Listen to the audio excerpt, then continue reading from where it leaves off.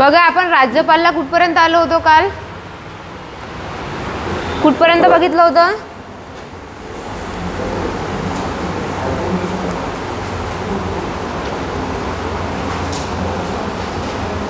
पात्रता झाल्या होत्या ना, ठीक आहे, पदावधी पण झाला होता.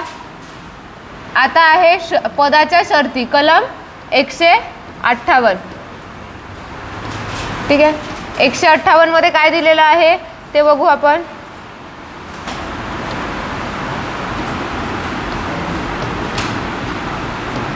राज्यपाल पदाच्या शर्ती. शर्ती म्हणजेच काय, अटी, कंडिशन काय आहे, जसं आपण राष्ट्रपतीला बघितलं होतं सेम तेच आहे. ठीक आहे, 158 मध्ये राज्यपाल पदाच्या शर्ती. शर्तीमध्ये काय, एक तर पहिलं जे सरकारी निवासस्थान आहे राज्यपालाचं, ठीक आहे, राजभवन ज्याला म्हणतो, त्याचा काय केला पाहिजे, वापर. त्यानंतर दुसरी महत्त्वाची गोष्ट की हे काय असले पाहिजे, कुठलंही लाभाचं पद धारण केलेलं नसावं.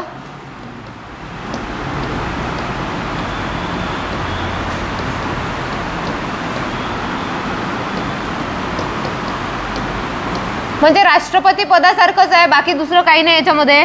ठीक आहे, त्यानंतर बघा राज्यपाल पदावर नियुक्त झालेला व्यक्ती जो आहे त्यांनी काय करायला नसावं, तर एकंदरच संसद सदस्य पण नसावा आणि विधिमंडळ सदस्य पण नसावा. आणि जर समजा तो असेल तर त्यांनी त्या पदाचा राजीनामा द्यावा आणि त्यानंतर काय करायचं, राज्यपाल पदाची शपथ घ्यायची. ठीक आहे, तर संसद सदस्य किंवा विधिमंडळ सदस्य नसावा. म्हणजे राष्ट्रपती पदासारखंच आहे बघा, वेगळं काही करायची गरज नाही.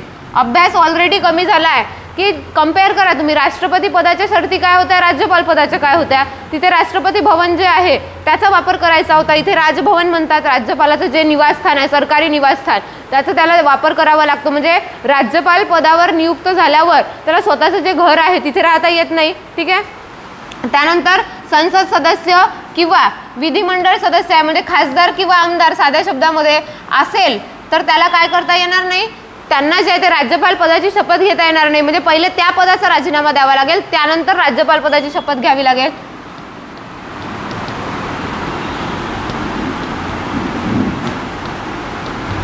म्हणजे आपण जर असं म्हटलं की राज्यपाल पदाला कुठलेही कामं नाही, म्हणजे जसं पाहतो म्हटलं तर जसं मुख्यमंत्री यांच्या हाती सर्व कारभार असतो, त्या पदाला जेवढे जे आहे ते जबाबदारी आहे, त्यांना वास्तविक कार्यकारी प्रमुख आहे, त्याप्रमाणे राज्यपाल पदाला नाही. तर मग ॲट ए टाइम तो MLA पण राहील आणि राज्यपाल पण राहील, असं होणार आहे का, नाही. त्यांना दोन्ही गोष्टी ज्या आहेत ते एकसाथ करता येणार नाही.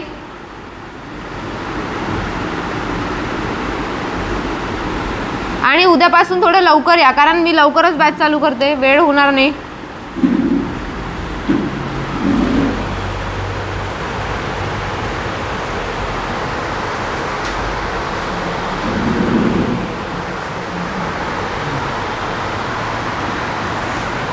ठीक आहे, याप्रमाणे काही गोष्टी. त्यानंतर एक सगळ्यात इम्पॉर्टंट पॉईंट आहे की यांना जे आहे, जेव्हा राज्यपाल काय आहे, एकाच राज्याचा राज्यपाल आहे, त्यावेळेस जे आहे त्याला राष्ट्रपती निर्धारित वेतन भत्ते मिळते. तसेच जर राज्यपाल काय असेल, 2 किंवा अधिक राज्याचा राज्यपाल म्हणून कार्य करत असेल, 2 किंवा अधिक राज्याचा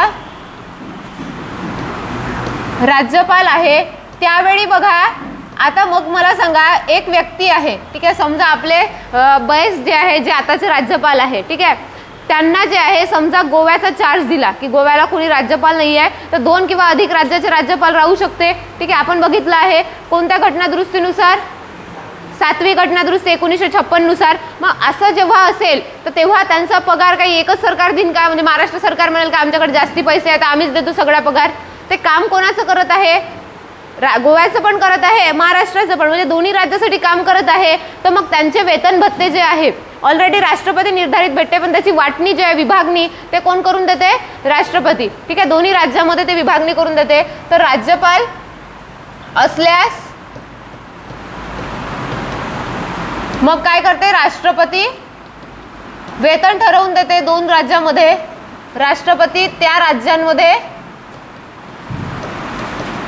खर्चाची विभागणी करून देते, म्हणजे वेतन भत्त्याचा जो खर्च आहे त्या खर्चाची विभागणी करून देते. आणि बघा एक स्टार मार्क वाला पॉइंट आहे की आपल्याला माहित आहे की कलम 300 कोणता आहे, कलम 14ला अपवाद होता, आपण ते बघितलं होतं. राष्ट्रपती आणि राज्यपाल यांना विशेषाधिकार प्राप्त आहेत. कोणतं कलम आहे ते? 361, 361.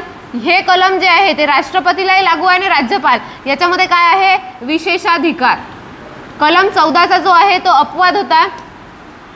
मग या विशेषाधिकारामध्ये कोणते कोणते अधिकार प्राप्त आहेत, त्यांना कशापासून संरक्षण आहे? बघा, फौजदारी पासून पूर्ण संरक्षण आहे. हा एक पॉइंट महत्त्वाचा आहे. फौजदारी बाबीबाबत पूर्ण संरक्षण.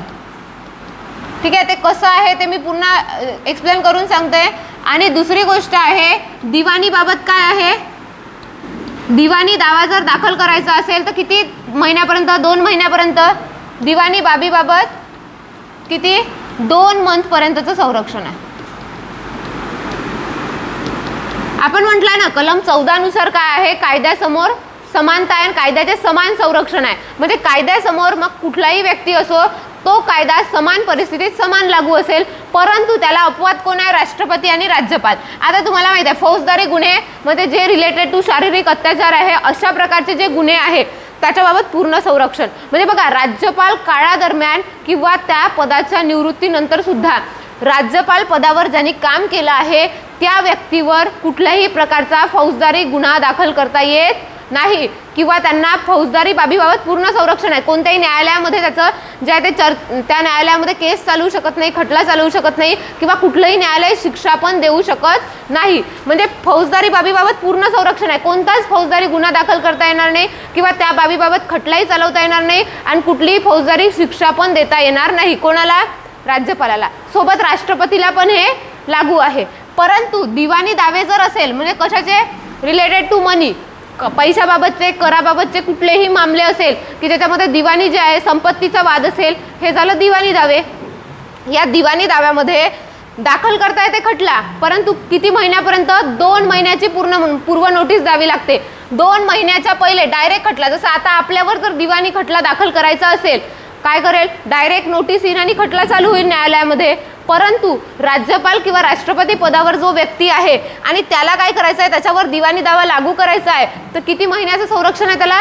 2 महिन्याचं. म्हणजे 2 महिन्याची पूर्व नोटीस द्यावी लागेल. म्हणजे समजा आता महिना कोणता चालू आहे? एप्रिल. त्यांना जे आहे जुलै महिन्यामध्ये खटला जर दाखल बघा केस दाखल करायची असेल, एप्रिल महिन्यात एखादी कोणता गुन्हा घडला असेल दिवाणी राज्यपालाच्या हाताने, ठीक आहे, तर त्यांना जे आहे ते लगेच त्यांच्यावर केस टाकता येणार नाही न्यायालयामध्ये. त्यांना काय करावं लागेल? 2 महिन्याचा कालावधी राज्यपालाला द्यावा लागेल. म्हणजे 2 महिन्याचा कालावधी दिला जाईल आणि त्याच्यानंतर जुलै महिन्यात ती केस दाखल होईल आणि जुलै महिन्यात खटला चालू होईल.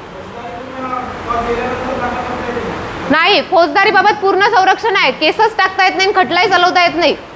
खटला चालवता पण येत नाही आणि शिक्षा पण देता येत नाही. कोणत्याच न्यायालयात, भारताच्या राज्यक्षेत्रातलं कुठलंच न्यायालय फौजदारी गुन्ह्याबाबत शिक्षा देऊ शकत नाही. राज्यपाल पदादरम्यान केलेल्या बाबीबाबत किंवा अगोदर केलेल्या बाबीबाबत पण पूर्ण संरक्षण आहे. म्हणजे मी तुम्हाला तेच सांगते ना, फौजदारी बाबत कुठलाच जे आहे ते गुन्हा दाखल होणार नाही, पण जे आहे ते दिवाणी दाव्याबाबत जे आहे ते गुन्हा दाखल करता येतो. दिवाणीपासून संरक्षण नाही, परंतु त्याच्या मागे कंडिशन काय? 2 महिन्याची जे आहे पूर्व नोटीस द्यायची आणि त्याच्यानंतर खटला दाखल करायचा. हे सामान्य लोकांना लागू नाहीये, फक्त कोणाला आहे? राष्ट्रपती आणि राज्यपाल. ठीक आहे.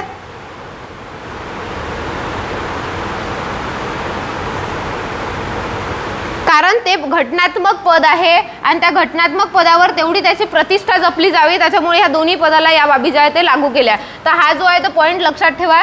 कलम 14चा अपवाद आहे.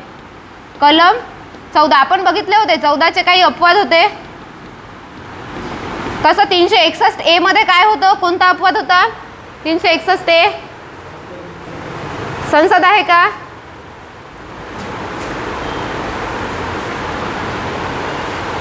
वृत्तांकन संस्थांचं होतं ना, न्यूज एजन्सीज, त्यांनी जर संसद राज्य विधिमंडळाबाबत कुठल्याही हे दिल्यात त्यांना फौजदारी दिवाणीबाबत पूर्ण संरक्षण होतं ना 361A. मग 105 पण येतं, 105 मध्ये पण येते ना, 194 पण येते त्याच्यामध्ये. हे त्याचे अपवाद तेव्हाच बघितले होते आपण, ते चांगले लक्षात ठेवा तुम्ही ना. बघा आता पेपरला फार कमी दिवस आहे, ही पेपर झाल्यावर राज्यसेवा पण आहे. परत जेवढं झालं त्याचीच वारंवार रिव्हिजन करायची. प्रॉपर प्लॅन करा, त्याच गोष्टीची रिव्हिजन केल्याशिवाय होत नाही. तुम्ही म्हणाल की नुसतं क्लासमध्ये येऊन बसतो, क्लास तर गरजेचे आहे मार्गदर्शनासाठी, पण स्वतःही काही करावं लागेल ना. घरी गेल्यावर तुम्हाला रिव्हिजन करावीच लागेल. आणि एक साधा फंडा आहे, आपण खूप मोठं झाल्यासारखं समजतो स्वतःला. बघा आपण लहान आहे असंच समजायचं. शाळेत असताना कसं आपण बरोबर शाळेतलं होमवर्क घरी गेल्यावर जे आहे ते पूर्ण करत होतो, तीच सवय लावायची. फार कमी अभ्यास करावा लागते क्लास केल्यावर. 2-3 तासामध्ये तुमची रिव्हिजन होते. सकाळी जेवढं शिकवलं त्याची घरी गेल्यावर रिव्हिजन करायची. रिव्हिजन करून जे आहे ते रोजच्या रोज रिव्हिजन केली तर अभ्यासही पेंडिंग राहत नाही. आपण काय करतो, एवढा ग्रंथ होऊ देतो आणि मग त्याचं अख्खं पारायण करतो. त्याला काहीच अर्थ नाही आहे. रोजचा अध्याय रोज वाचायचा. त्यानंतर बघा शपथ किती आहे, कलम 159. ठीक आहे, कलम पाठ पाहिजे. कलमांवर पण प्रश्न येतो आणि सोपं आहे, काही खूप कठीण नसते. फक्त आपल्याला काय असते, सवयच पडली नाही ना अभ्यासाची, कधी अभ्यास केला नसते, त्याच्यामुळे सवय लागायला जास्त दिवस लागते. शपथ कोण देतात, राज्यपालाला. बघा उच्च न्यायालयाचे मुख्य न्यायाधीश जे आहेत त्यांना शपथ देतात. उच्च न्यायालयाचे मुख्य न्यायाधीश.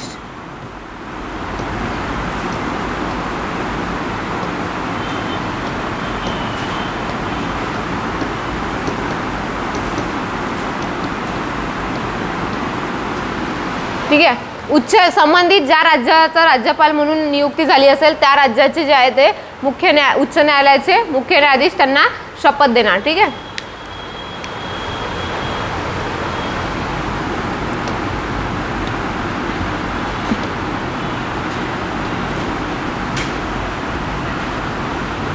मग सगळ्यात इम्पॉर्टंट आहे राज्यपाल पदाचे जे आहे ते अधिकार कार्य. ठीक आहे, त्याच्यामध्ये सगळ्यात पहिल्या नंबरला आपण बघू कायदेविषयक अधिकार.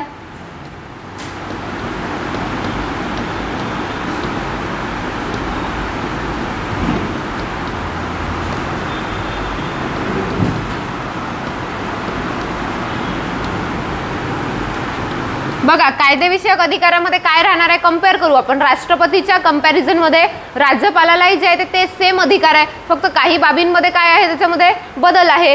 काही बाबींमध्ये राज्यपालाला एक्स्ट्राचे अधिकार प्राप्त आहे. आता कायदेविषयक अधिकारामध्ये काय येईल, सगळ्यात पहिलं जे आहे ते पॉईंट येईल याच्यामध्ये की कशाचं, विधिमंडळाचं अधिवेशन बोलावणे.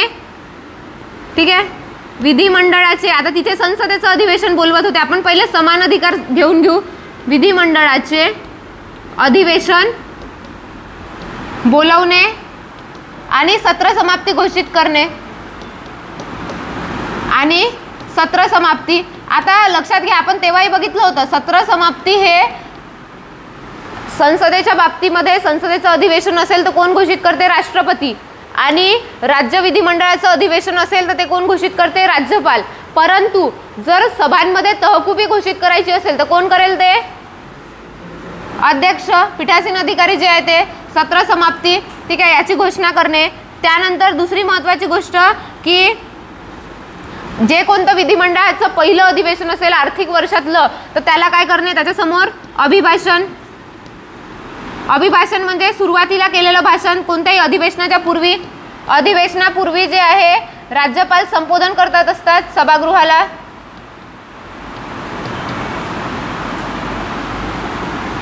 आता बघा कोणत्याही विधेयकाचं कायद्यात रूपांतर करायचं असेल तर सही कोणाची पाहिजे, कायद्यात रूपांतर. म्हणजे यांना पण काय आहे, नकाराधिकार प्राप्त आहे, परंतु यांचे नकाराधिकार थोडेसे जे आहे ते जास्त आहे राष्ट्रपतीपेक्षा. कारण राष्ट्रपती जे आहे त्यांनी एकदा पुनर्विचारार्थ, बघा 42व्या घटनादुरुस्तीने काय केलं होतं, राष्ट्रपतीवर जे काही विधेयक पाठवलेलं आहे कशासाठी, कायद्यात रूपांतर करण्यासाठी, तर त्याला पुनर्विचारार्थ पाठवता येत नव्हतं, संमती देणं बंधनकारक केलं.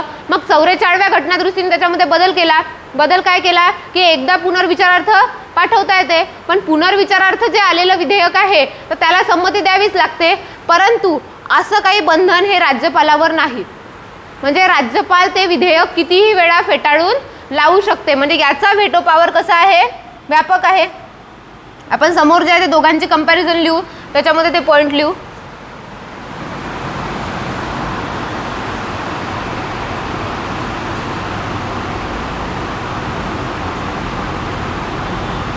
आता बघा, राष्ट्रपतीला दोन्ही सभागृहाची संयुक्त बैठक घेण्याचा अधिकार होता, राज्यपालाला आहे का? विधिमंडळाची कधी संयुक्त बैठक होत असते का? नाही, कारण विधिमंडळामध्ये विधान परिषदेला राज्यसभे एवढे अधिकार नाही, फार कमी अधिकार आहे, ठीक आहे, त्याच्यामुळे ते लक्षात ठेवा. त्यानंतर जे आहे पीठासीन अधिकाऱ्याची नियुक्ती केली जाते. पीठासीन अधिकाऱ्याची नियुक्ती राज्यपालाच्या यांनी होते. त्यानंतर सदस्यांना शपथ देणे,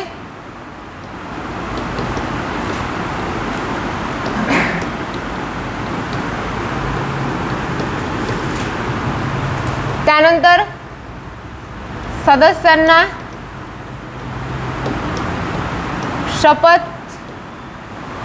सदस्यांचा शपथविधी होणार, तर तेव्हा राज्यपाल देतात, ठीक आहे.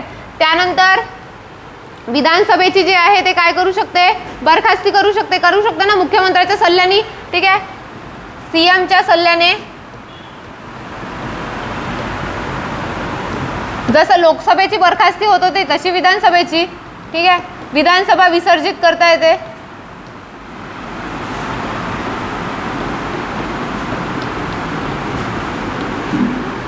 ठीक आहे, याप्रमाणे विविध अधिकार यांना प्राप्त आहे, ठीक आहे. तर याचे इम्पॉर्टंट आपण काही बघितले. जर बघतो म्हटलं तर सेम आहे, राष्ट्रपतीला जसे अधिकार आहे तसेच राज्यपालालाही आहे, फक्त काही बाबीमध्ये बदल आहे, ठीक आहे. तिकडे संयुक्त बैठक घेता येत होती, इथे संयुक्त बैठकीची तरतूद नाही, ठीक आहे. कंपॅरिझन मध्ये केला तर अभ्यास फार सोपा आहे, ठीक आहे, फक्त कम्पेअर करत चला दोघांना. त्यानंतर कार्यकारी अधिकार. आता बघा, कायदेविषयक अधिकार म्हणजे विधिमंडळाच्या संदर्भात असलेले अधिकार. कार्यकारी म्हणजे कोणाच्या संदर्भात? दैनंदिन कामकाज पाहणारं जे मंत्रिमंडळ आहे आणि इतर यंत्रणा आहे त्यांच्या बाबतचे अधिकार, ठीक आहे. कार्यकारी म्हणजे दैनंदिन कारभार पाहणारी यंत्रणा. आता दैनंदिन कारभार पाहणारी यंत्रणा कुठली आहे? वेगवेगळे आहे. राज्य लोकसेवा आयोग आहे, त्यानंतर पुन्हा मुख्यमंत्री मंत्रिमंडळ आहे, महाधिवक्ता आहे, त्यानंतर इतर सगळ्या राज्य लोकसेवा आयोग झालं, माहिती आयोग आहे, राज्य मानवाधिकार आयोग आहे, असे विविध आयोग. या सगळ्यांच्या बाबत जे काही अधिकार आहे त्यांना आपण कोणते अधिकार म्हणू? कार्यकारी. कायदेकारी म्हणजे कायदे मंडळाच्या संदर्भात असलेले, ठीक आहे. आता कायदे मंडळ दोन आहे, केंद्रीय पातळीवर संसद, राज्य पातळीवर राज्य विधिमंडळ. तर आता संसदेच्या बाबत अधिकार राष्ट्रपतीला आहे, तर राज्य विधिमंडळाबाबत राज्यपालाला, ते बघितलं. आता लक्षात घ्या, आपण राष्ट्रपती बघताना काय बघितलं होतं की राष्ट्रपती पंतप्रधानाची नियुक्ती करेल आणि पंतप्रधानाच्या सल्ल्याने मंत्रिमंडळाची. आता इथे काय होईल? राज्यपाल कोणाची नियुक्ती करेल? पहिले राज्यपाल सीएमची नियुक्ती करेल आणि सीएमच्या सल्ल्याने फक्त पीएमच्या जागेवर सीएम आलं, बस. सीएमच्या सल्ल्याने मंत्रिमंडळाची. मी तुम्हाला कनेक्ट करून देत आहे आणि अभ्यास तसाच करायचा आहे. दोन याच्यामध्ये कंपॅरिझन करा, तुम्हाला कंपॅरिझनवरच प्रश्न जास्त येते, ठीक आहे. सोपं आहे, काही याच्यामध्ये खूप हे नाही. आता मुख्यमंत्र्याची आणि मंत्रिमंडळाची नियुक्ती झाली. आता केंद्रीय पातळीवर महान्यायवाद्याची नियुक्ती कोण करत होते? राष्ट्रपती. तर राज्य पातळीवर कोणाची नियुक्ती करेल? राज्यपाल. महाधिवक्ता, ठीक आहे, राज्यपाल कोणाची नियुक्ती करते? महाधिवक्ता.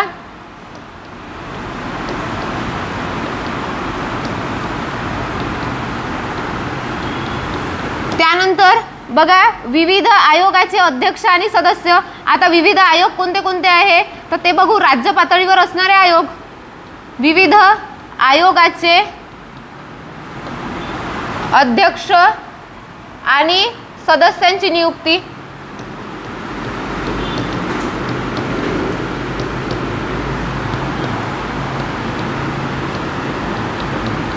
आता त्याच्यात कोणते कोणते आयोग येते?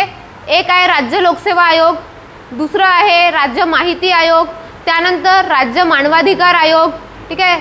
कोणता? ठीक आहे, राज्य निवडणूक आयोग आहे, त्याची पण स्थापना स्थानिक स्वराज्य संस्थांच्या निवडणुकीसाठी केली जाते. राज्याचा वित्त आयोग असतो, स्थानिक स्वराज्य संस्थांना किती वित्तीय तरतुदी करायची त्याच्याबाबत. त्यानंतर पुन्हा कोणता आहे? राज्य जे आहे ते महिला आयोग आहे. जसं राष्ट्रीय पातळीवर महिला आयोग आहे तसं राज्य पातळीवर पण आहे, ठीक आहे. तर या सगळ्या आयोगाचे अध्यक्ष आणि सदस्यांची नियुक्ती कोण करत असते? राज्यपाल.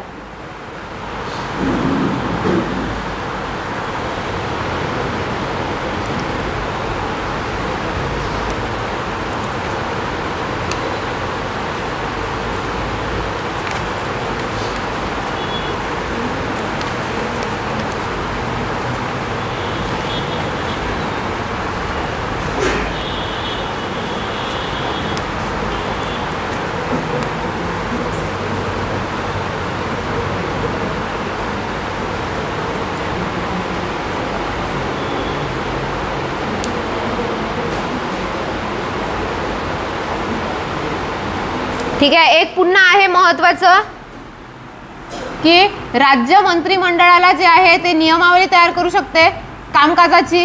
राज्य मंत्रिमंडळासाठी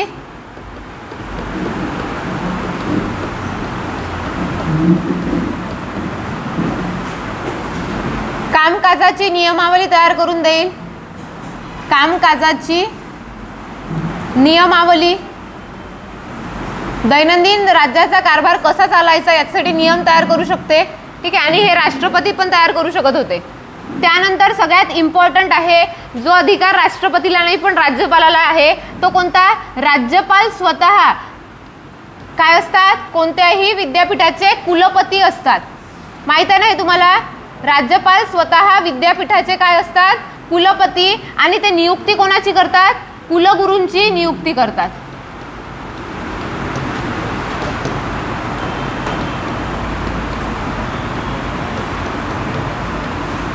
बघा आयोग काय करते? 2-3दा प्रश्न टाकला आहे. ठीक आहे. मेन्सला टाकला आहे तो की राज्यपाल जे आहे कुलपतींची नियुक्ती करतात. तर लक्षात घ्या राज्यपाल स्वतः कोणत्याही युनिव्हर्सिटीचे काय असतात? कुलपती असतात. लिहून ठेवा, हे महत्त्वाचं आहे. कुलपती असतात म्हणजे पॅट्रॉन तिथे जे आहे ते, जसं तुम्ही बघाल तर दीक्षांत समारंभ होत असतो कोणत्याही विद्यापीठाचा, तिथे राज्यपाल येतात ना. ठीक आहे. तर ते पॅट्रॉन म्हणजे ते बघा ते म्हणजे नामधारी पद आहे. तिथे काही त्यांना खूप कामं करावं लागते असं नाही. नॉमिनल तिथले कुलपती असतात परंतु प्रत्येक जे आहे ते युनिव्हर्सिटी त्याच्या कुलगुरूंची नियुक्ती. ठीक आहे. जे दैनंदिन कारभार पाहणारे कुलगुरू आहे, RTM युनिव्हर्सिटी असो, गाडगेबाबा युनिव्हर्सिटी असो, यांच्या जे आहे ते काय करायचे आहे? कुलगुरूंची नियुक्ती कोण करतात? राज्यपाल. आता राज्यपाल करतात म्हणजे राज्यपालांना सल्ला कोण देत असेल? CM प्लस मंत्रिमंडळ. स्वतःच्या मर्जीनं करते का ते? नाही. कुठे कुठे राष्ट्रपती राज्यपाल पद दिसलं तुम्हाला तर त्याच्यामध्ये जे आहे त्याच्या मागे मर्जी कोणाची असते? CM प्लस मंत्रिमंडळ. हे लक्षात ठेवायचं. राज्यपाल स्वतः लिहून ठेवा इथेच वाटल्यास. स्वतः काय असतात? कुलपती असतात. विद्यापीठाचे कुलपती असतात. ठीक आहे. विद्यापीठ लिहा वाटल्यास, नाही तर कुठचे कुलपती म्हणा. विद्यापीठाचे कुलपती असतात. आणि कुलगुरूंची कोणत्याही युनिव्हर्सिटीचा कुलगुरू नियुक्त करायचा आहे तर ते नियुक्ती कोण करणार आहे? राज्यपाल करणार आहे.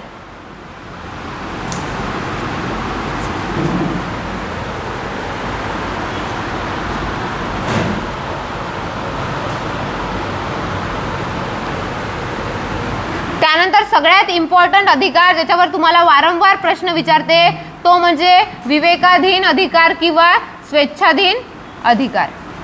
विवेकाधीन, त्यासाठी वेगळे वेगळे शब्द वापरते त्याच्यामुळे मी तुम्हाला सगळे शब्द विवेकाधीन अधिकार, स्वेच्छाधिकार,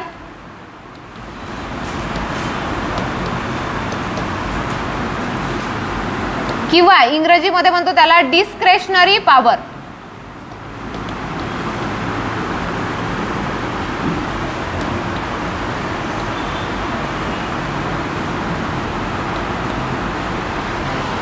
बघा विवेकाधीन अधिकार कोणत्या कलमामध्ये दिला आहे, किती प्रकारचे आहे ते दोन्ही बघू आपण. ठीक आहे. वरचं लिहिलं आहे का तुम्ही?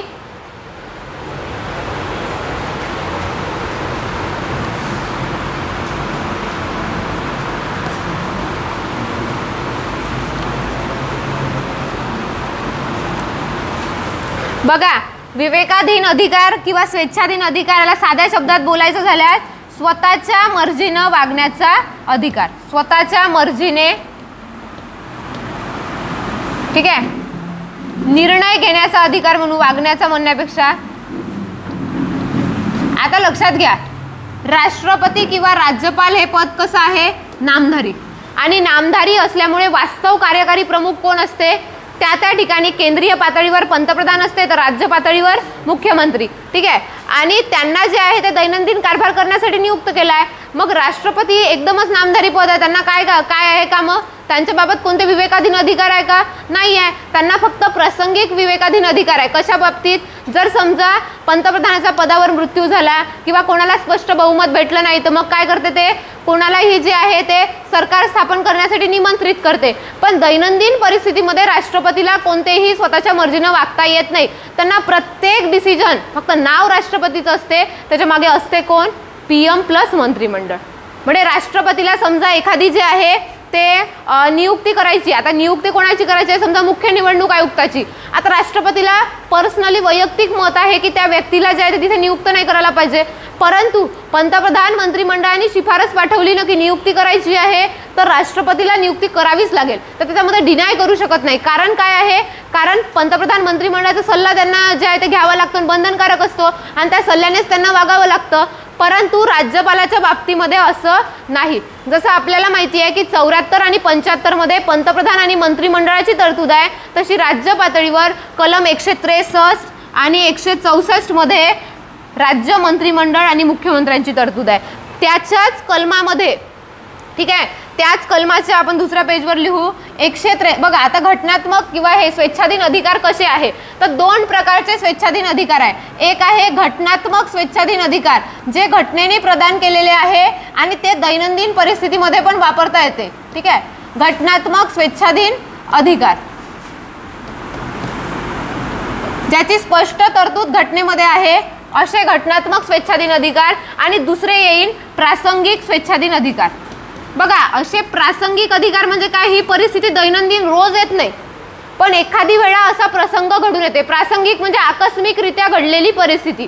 ठीक आहे, आता लक्षात घ्या की आता यावर्षी जे 2019ला निवडणुका झाल्या, स्पष्ट बहुमत कोणत्याच पक्षाला मिळालं नाही. मिळालं का? त्या आता असं दरवर्षी होणार आहे का? दर निवडणुकीला होणार आहे का? नाही. मग असं स्पष्ट बहुमत मिळालं नाही, त्यावेळी नियुक्ती कोणाची करायची आहे? सरकारची. मग सीएम आणि मंत्रिमंडळाची नियुक्ती करायची आहे. मग अशा परिस्थितीमध्ये, ठीक आहे, सर्वात मोठ्या पक्षाचा जो नेता आहे, समजा त्या निवडणुकीमध्ये जे ते भारतीय जनता पक्षाला सगळ्यात जास्त सीट मिळाल्या होत्या, तर त्यांना काय करायचं? सरकार स्थापन करण्यासाठी बोलवायचं. बोलवलं होतं, गेले होते ना ते. मग सरकार स्थापन करण्यासाठी बोलवलं तर ते सरकार स्थापन करेल आणि नंतर 1 महिन्याच्या आत त्यांनी विश्वास जे आहे ते संपादन करायचा, म्हणजे विधानसभेचं बहुमत मिळवायचं. ठीक आहे, तर अशी जी आहे ते तरतूद आहे. आता लक्षात घ्या, इथे काय झालं आहे? असा प्रसंग नेहमी येणार आहे का? काहीतरी एखाद्या वेळीच येणार आहे ना. दरवर्षी असं होणार आहे का? दर निवडणुकीला नाही. किंवा प्रासंगिक स्वेच्छाधीन अधिकारमध्ये काय? सीएमचा पदावर असताना मृत्यू कोणाचा झाला होता? आपल्या इथे एक जे आहे ते हे आहे, पदावर मृत्यू झालेले मुख्यमंत्री आहे. कोणते आहे ते? कोणाचा झाला होता? अंतुले आहे ना. अंतुले जे आहे मुख्यमंत्री होते तेव्हा झाला होता ना ऑफिसमध्ये सीएमच्या. आता लक्षात घ्या, सीएमचा काय झाला? पदावर मृत्यू. आता प्रत्येक सीएमचाच होणार आहे का पदावर मृत्यू?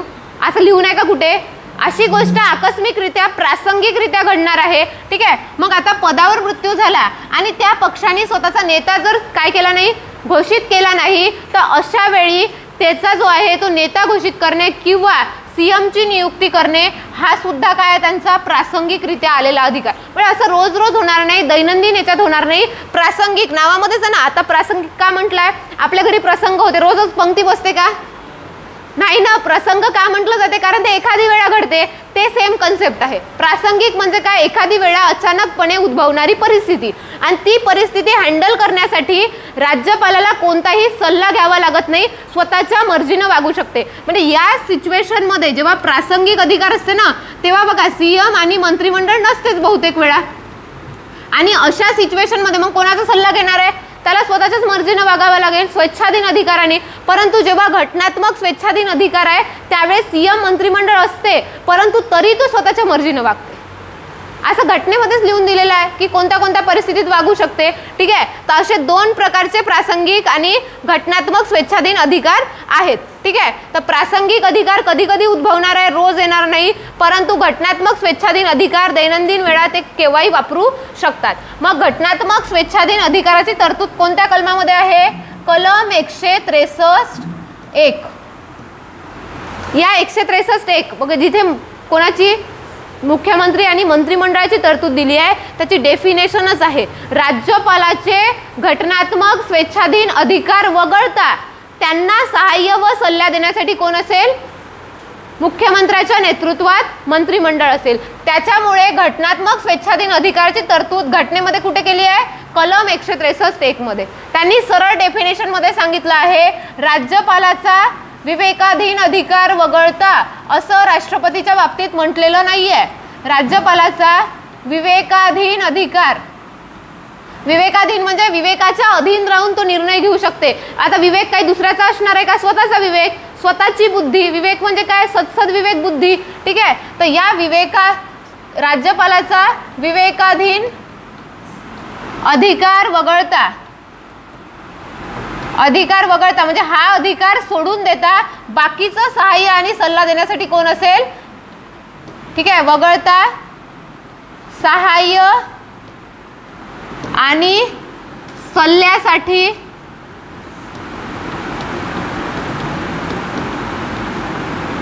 सीएमच्या नेतृत्वात मंत्रिमंडळ असेल.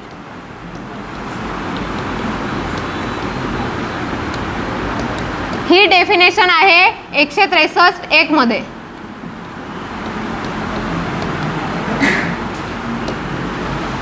ठीक आहे. आता इथे स्पष्ट तरतूद केली आहे राज्यपालाच्या विवेकाधीन अधिकाराची. तुम्हाला सरळ प्रश्न पडते की राज्यपालाचे विवेकाधीन अधिकार खालीलपैकी कुठल्या कलमामध्ये अंतर्भूत आहे किंवा कोणत्या कलमामध्ये समाविष्ट आहे. आपण टेस्टमध्ये पण हा प्रश्न टाकलेला आहे की कोणत्या कलमामध्ये नमूद केलेला आहे. ठीक आहे.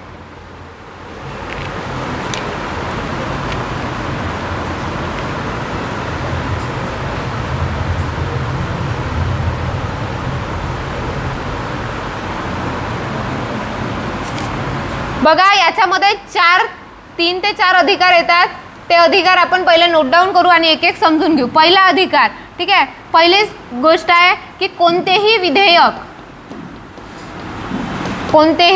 विधेयक राष्ट्रपतीच्या विचारार्थ राखून ठेवणे.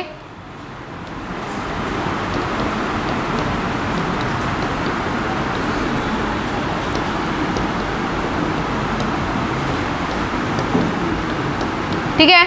दुसरा अधिकार आहे राज्यासाठी किंवा राज्यासंबंधी राष्ट्रपती राजवटीची शिफारस करणे.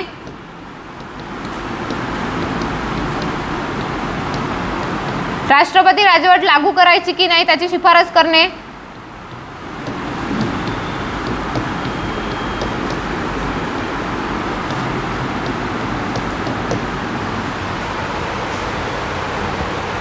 लिहिलं का हे एवढं?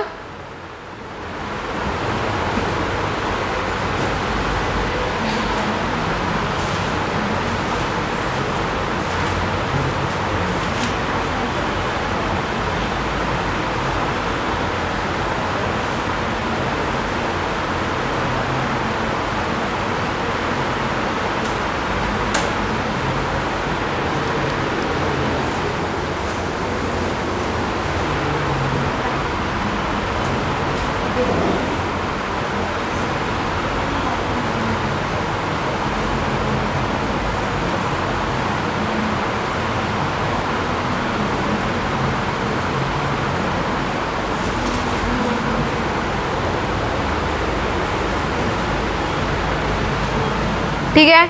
नेक्स्ट आहे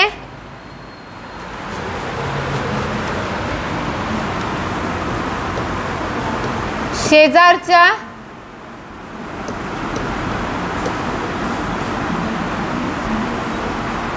ठीक आहे संघशासित प्रदेश किंवा केंद्रशासित प्रदेशासाठी केलेलं कार्य.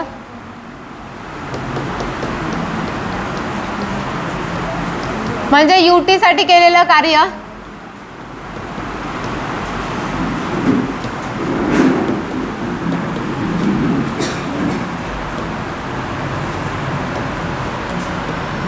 आणि चौथं आहे 6वं शेड्यूल आहे. किती राज्य येते 6 शेड्यूल मध्ये?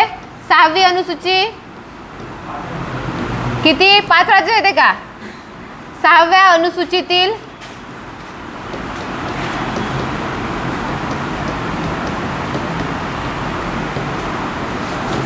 किती राज्य येतात?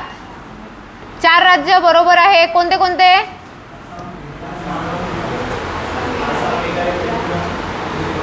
मिझोरम. 4 राज्य येतात. साधं लक्षात ठेवायचं, तू माझी मेघा आहे. ठीक आहे. असं कोणाला म्हणायचं नाही बरं. ठीक आहे. कसं? तू म्हणजे त्रिपुरा, माझी म्हणजे मिझोरम, मेघालय आणि आहे म्हणजे आसाम. 4 राज्य येते.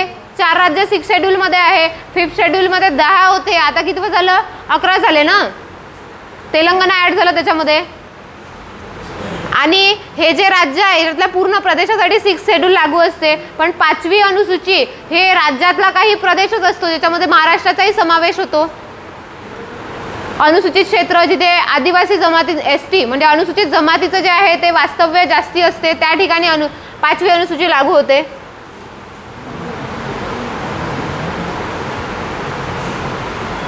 आता लक्षात घ्या, 4 बाबीबाबत जे आहे राज्यपालाला घटनात्मक स्वेच्छाधीन अधिकार आहे. एक आहे कोणतेही विधेयक राष्ट्रपतीच्या विचारार्थ राखून ठेवायचं की नाही ठेवायचं. बघा आपल्याला माहिती आहे की कलम 111 नुसार राष्ट्रपतींना सुद्धा विधेयकाचं रूपांतर कायद्यात करण्यासाठी नकार अधिकार प्राप्त आहे. सेम तसाच नकार अधिकार कोणाला प्राप्त आहे? कलम 200 नुसारच आहे ना राज्यपालाला व्हेटो पॉवर. फक्त आता राज्यपालाच्या व्हेटोमध्ये एक व्हेटो जास्त ऍड होतो, म्हणजे 3 व्हेटो तर त्याला भेटतातच, पण कोणतंही विधेयक तो काय करू शकते? राष्ट्रपतीच्या विचारार्थ राखून ठेवू शकते. म्हणजे समजा एखादे विधेयक आहे आणि त्या विधेयक समजा आता तुम्ही जर आंध्र प्रदेश तेलंगणामध्ये हाच वाद चालू आहे, तिथले राज्यपाल काय करताय? कोणतंही विधेयक जे आहे ते राष्ट्रपतीच्या विचारार्थ राखून ठेवते. मग काय करते त्या? आता समजा एखादी विधेयक गेलं म्हणजे युनिव्हर्सिटीचं जे अनुदान वगैरे आहे त्याच्याबाबत राज्य सरकारने कायदा केला. आता तो कायदा केला तर राज्यपाल त्याला काय करू शकते? त्यांच्याकडे 3 ऑप्शन आहे. एक तर स्वतः संमती देऊ शकते, संमती दिले तर रूपांतर कशामध्ये होईल? कायद्यामध्ये होईल. दुसरी गोष्ट ते काय करू शकते की ते विधेयक जे आहे ते फेटाळून लावू शकते, म्हणजे पुनर्विचारार्थ पाठवेल, किंवा ते विधेयक तसंच पडून राहू देईल. हे सगळे त्यांच्यावर डिपेंड करते की ते काय करते. आणि चौथा ऑप्शन त्यांच्याकडे असते की ते सरळ काय करेल? ते विधेयक लिफाफ्यात भरण आणि पोस्टाने कुठं पाठवण? राष्ट्रपतीकडे. म्हणजे ते स्वतः त्याच्यावर निर्णय घेणार नाही आणि राष्ट्रपतीला काय देईन? अधिकार देईन की तुम्ही राज्याच्या विधेयकाबाबत तुम्ही काय करा? तुम्ही स्वतः निर्णय घ्या. मग राष्ट्रपती स्वतःचा व्हेटो वापरून त्याच्यावर एक तर ते विधेयक संमत करेल, फेटाळून लावेल, किंवा पुनर्विचारार्थ पाठवण, किंवा पॉकेट व्हेटोचा वापर करून तसंच पडून राहू देईन. म्हणजे बघा, राज्य विधेयकाचं कायद्यात रूपांतर करायचं असेल तर केवळ राज्यपालालाच अधिकार नाही, तर एका बाबतीमध्ये राज्यपालाला हा अधिकार आहे की राष्ट्रपतीला ते विधेयक देऊ शकते. म्हणजे राज्याच्या बाबतीत आपल्या इथे एकात्म व्यवस्था आहे ना, एकात्म व्यवस्था त्याचे काही गुण घेतलेले आहे आपण, ठीक आहे. पूर्ण संघराज्य घेतलं नाही आणि हे इथे तुम्हाला दिसून येते. कारण बघा USA सारखं फेडरल असतं आपल्या इथे, तर इथे तिथे तसं करता आलं नसतं की राष्ट्राध्यक्षासाठी किंवा याच्यासाठी राखून ठेवा, तिथे जमत नाही. पण आपल्या इथे काय आहे? राज्याच्या विधेयकाबाबत राष्ट्रपतीला काही अधिकार दिले आहे. कसे? तर राज्यपाल काय करू शकते? आता ते कोणतं विधेयक राखून ठेवायचं हे नाही, हे त्यांच्या मर्जीने आहे. वाटलं ते विधेयक ते राखून ठेवू शकते. म्हणजे राज्याच्या बाबतीबाबत विवेकाधीन अधिकार आहे, त्यांच्या मर्जीला वाटण, स्वेच्छाधीन अधिकार आहे, स्व इच्छेला वाटण ते विधेयक ते काय करू शकते? राष्ट्रपतीच्या विचारार्थ राखून ठेवू शकते. त्यावेळेस काही ते मुख्यमंत्र्याला विचारायला जाणार नाही की हे विधेयक ठेवू की ते विधेयक ठेवू. त्यांच्या मर्जीत आहे ना, त्यांना वाटते ते विधेयक ते काय करू शकते? राष्ट्रपतीच्या विचारार्थ राखून ठेवू शकते. इथं ते स्वतःच्या मर्जीने वागू शकते. इथं त्यांच्यावर CM मंत्रिमंडळाचा सल्ला बंधनकारक नाही. पहिली गोष्ट. दुसरी गोष्ट, आता राज्यामध्ये अशी परिस्थिती आहे की इथलं जे घटनात्मक सरकार आहे ते काम करत नाही आहे किंवा बहुमत धारण करत नाही आहे. अशा परिस्थितीमध्ये त्या राज्यामध्ये राष्ट्रपती राजवट लागायची की नाही लागू करायची याची शिफारस कोण करू शकते? केंद्राला करू शकते की आमच्या राज्यामध्ये जे आहे घटनात्मक परिस्थिती ढासळलेली आहे, अशा परिस्थितीमध्ये राष्ट्रपती राजवट लागू करा. म्हणजे बघा, तुम्ही जर त्या महिन्याची, ज्या महिन्यामध्ये आपल्या इथे राष्ट्रपती राजवट लागली होती त्या महिन्याची परिक्रमा बघितली असेल, त्यांना खूप छान हे केलं होतं. महाराष्ट्राचा नकाशा असा राज्यपालाच्या हाती होता आणि तो देऊ केला होता कोणाला? राष्ट्रपतीला. म्हणजे राज्याचा कारभार जो आहे तो कोणाच्याकडे संदर्भित केला जातो? राष्ट्रपतीकडे. 356चा वापर होतो ना, त्यावेळेस जे आहे अहवाल कोणाकडून जात असते? राज्यपालाकडून. की आता इथलं घटनात्मक, नाही तर का राष्ट्रपतीला माहीत असते का इथलं घटनात्मक सरकार विश्वास धारण करते की नाही करत? मग त्यांना जे आहे ते सूचित करण्याचं काम. आता या परिस्थितीमध्ये काय राज्यपाल विचारायला जाईल का मुख्यमंत्र्याला की आता मी राष्ट्रपती राजवटीची शिफारस करतो म्हणून? आणि विचारायला गेलं ते काय म्हणणार आहे का आम्हाला बरखास्त करा आणि राष्ट्रपती राजवट लागू करा, असं कोणी सांगू शकतं का? नाही. म्हणजे त्यांचं मंत्रिमंडळ हे करून डावलून जे आहे ते राष्ट्रपती राजवटीची शिफारस करण आणि यावेळेस सुद्धा ते स्वतःच्या मर्जीनं वागत असते. ठीक आहे. आणि नंतरची गोष्ट की शेजारच्या युटी. आता आपण बघितलंय 2 किंवा अधिक राज्यासाठी काय आहे, राज्यपाल म्हणून काम करू शकते. ठीक आहे. आता 2 किंवा अधिक राज्यासाठी काम करत असेल म्हणजे समजा राज्यपाल महाराष्ट्र आणि गोवा या 2 राज्यासाठी काम करत असेल, दोन्ही ठिकाणी विधानसभा आहे की नाही आहे? मग विधानसभा असल्यावर दोन्ही ठिकाणी काय राहणार आहे, सीएम प्लस मंत्रिमंडळ राहील की नाही राहील? मग महाराष्ट्राच्या बाबत कार्य करायचं असेल तर यांचा सल्ला घ्यावा लागेल, गोव्याच्या बाबत असेल तर गोव्याच्या सीएमचा आणि मंत्रिमंडळाचा सल्ला. परंतु ज्यावेळेस समजा राज्यपाल आपल्या इथे आहे महाराष्ट्राचे आणि त्यांच्याकडे दादरा नगर हवेली दमन दीवचा कारभार दिला, तिथे मंत्रिमंडळ आहे का? केंद्रशासित प्रदेश आहे. तर त्या केंद्रशासित प्रदेशाबाबत जर कुठलं डिसिजन घ्यायचं असेल तर काय महाराष्ट्राच्या सीएमचा आणि मंत्रिमंडळाचा सल्ला घेणार आहे का? नाही. तो सल्ला बंधनकारक नाही. तिथलं डिसिजन घ्यायचं आहे, तिथे कुठला निर्णय घ्यायचा आहे तर ते कशाच्या मध्ये येते, त्यांचा स्वेच्छाधीन अधिकारामध्ये. स्वतःच्या मर्जीने निर्णय घेणार आहे तो. आपल्या महाराष्ट्राच्या मंत्रिमंडळाचा सल्ला त्यांच्यावर बंधनकारक राहील का? नाही. कारण नियम कोणासाठी घेत आहे, शेजारच्या युटीसाठी कार्य करत असेल तर. म्हणजे त्याचा जसं समजा पंजाब हरियाणाचा जर कुठला राज्यपाल असेल तर त्याला चंदीगडचं शासन दिलं जाते ना. असे जवळजवळचे काही सेपरेटच त्यांच्यासाठी नायब राज्यपाल नियुक्त करते असं नाही आहे. तर संबंधित जे आहे ते बाजूचं राज्य आहे, सॉरी युटी आहे, त्या युटीचं साठी जर कार्य करत असेल तर अशा वेळी स्वतःच्या मर्जीने वागावं लागते. आणि पुन्हा 6वी अनुसूची त्याच्यातले 4 जे आहे ते स्टेट आहे, तुम्हाला सांगितलं त्रिपुरा, मिझोराम, मेघालय आणि आसाम, या 4 राज्यामध्ये स्वायत्त जिल्हा परिषदाची तरतूद केली आहे 6व्या अनुसूचीनुसार. तिथे आपला 73rd अमेंडमेंट आणि 74 अमेंडमेंट लागू नाही. आणि मग तिथे स्वायत्त जिल्हा परिषदा आहे, त्या स्वायत्त जिल्हा परिषदांसाठी त्या झेडपीसाठी काय करावं लागते, वित्तीय तरतूद. त्यावेळेस वित्तीय तरतूद करताना घेतलेला राज्यपालाचा निर्णय हा तिथला अंतिम निर्णय असतो त्या राज्यामध्ये आणि तो मुख्यमंत्री आणि मंत्रिमंडळाला जे आहे ते विचारून घेतला जात नाही, त्यांच्या सल्ल्याने घेतला जात नाही. तो कसा घेतला जातो, स्वतःच्या मर्जीनं.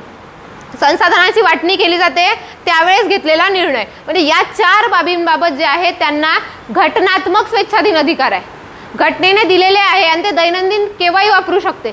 त्याच्यासाठी विशिष्ट परिस्थिती आली पाहिजे असं नाही आहे, त्यांच्या मर्जीला वाटलं तेव्हा ते वापरू शकते. ठीक आहे. आता दुसरे अधिकार आहे ते प्रासंगिक स्वेच्छाधीन अधिकार. आता हे कधी कधी येणार आहे, आकस्मिकरित्या हे होणार आहे प्रासंगिक स्वेच्छाधिकार.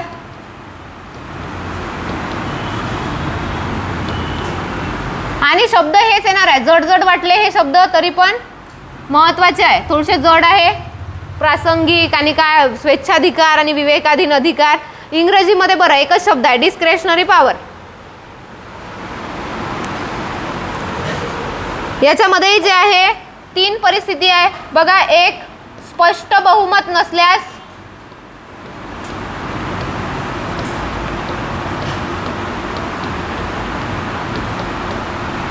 सीएमची नियुक्ती,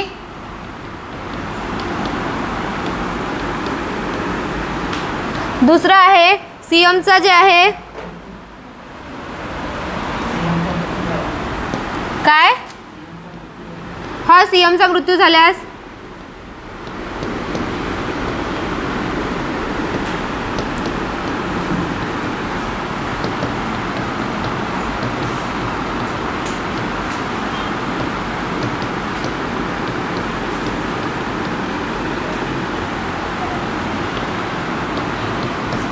आता विश्वास म्हणजे काही राज्यपालाचा पर्सनल विश्वास नाही, एखाद्या मुख्यमंत्र्यावर असलेला. कोणाचा लिहून घ्या इथे पहिले ना, तर तुम्ही काही भलता विश्वास लावा तिथे. विधानसभेचा विश्वास गमावल्यास,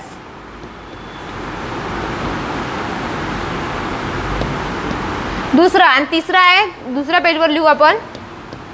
तिसरा आहे सीएमचा पदावर मृत्यू झाल्यास,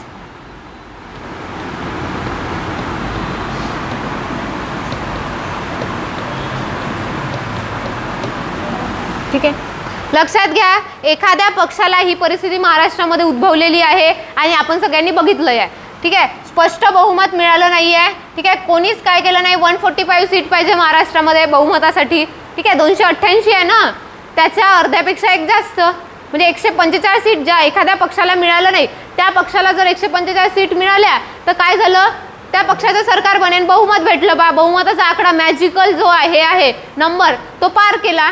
परंतु असा जर बहुमत भेटलं नाही, आता एखाद्याला 100 दुसऱ्याला 50 40 अशा सीट भेटल्या तर त्यावेळेस कोलिजनचं सरकार बनते. अशा वेळी राज्यपालाकडे जे आहे ते प्रासंगिक स्वेच्छाधीन अधिकार आहे का, बहुमत नाही आहे तरी सीएमची नियुक्ती करायची. मग कोणाची करण, आपल्या मर्जीतल्या व्यक्तीची करण का नाही, त्यावेळेस ते काय करण, सर्वात मोठ्या पक्षाचा जो नेता आहे किंवा सर्वात मोठा पक्ष म्हणून कोण उभरून आला अशा जे आहे ते पक्षाला बोलवेल आणि सरकार स्थापन करण्यासाठी आमंत्रित करेल.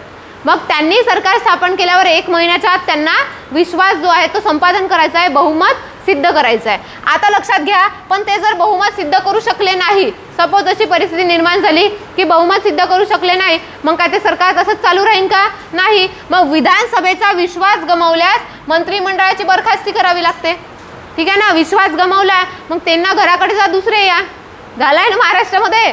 ठीक आहे. आणि तिसरी गोष्ट आहे, सीएमचा पदावर मृत्यू झाला आणि पक्षाने स्वतःचा नेता जर हे केला नाही तर अशा परिस्थितीमध्ये मुख्यमंत्र्याची नियुक्ती करणे हे सुद्धा काय आहे, प्रासंगिक स्वेच्छाधीन अधिकारामध्ये. आता ह्या तिन्ही गोष्टी दैनंदिन नेहमी येणार आहे का, कधीतरी आकस्मिकरित्या उद्भवणाऱ्या आहे, त्याच्यामुळे याला प्रासंगिक स्वेच्छाधीन अधिकार असं म्हटलं जाते. घटनात्मक तर डेली वापरायचे आहे, कधीही वापरू शकतो ते, परंतु हे कधी कधीच उद्भवणार आहे. हां